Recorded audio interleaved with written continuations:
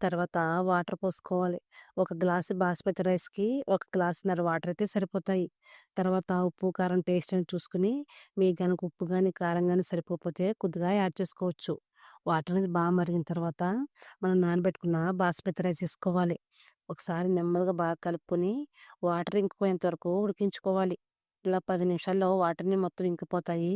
తర్వాత కొద్దిగా నెయ్యి, కొద్దిగా కొత్తిమీర, తర్వాత ఫ్రై చేసి పెట్టుకున్న ఆనియన్స్ ఏసుకొని మూత పెట్టుకొని స్టవ్‌ని మీడియం ఫ్లేమ్‌లో పెట్టుకొని 5 నిమిషాలు, తర్వాత సిమ్‌లో పెట్టుకొని ఒక 5 నిమిషాల పాటు ఉడికించుకోవాలి.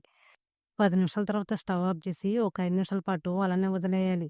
తర్వాత ప్లేట్‌లో తీసుకొని సర్వ్ చేసుకుంటివి. నేను 10 నిమిషాల తర్వాత చూపిస్తున్నాను. ప్లేట్‌లో తీసుకొని సర్వ్ చేసుకుంటివి. అంతేనండి. ఎంతో టేస్టీగా, ఈజీగా ప్రాన్స్ పలావ్ రెడీ. మీకెవరికన్నా నచ్చితే గనక ఒకసారి ట్రై చేయండి. అలాగే వీడియో పైన ఒపీనియన్‌ని కామెంట్ సెక్షన్‌లో తెలియజేయండి. చాలా టేస్టీగా, ఈజీగా తయారు చేసుకోవచ్చు.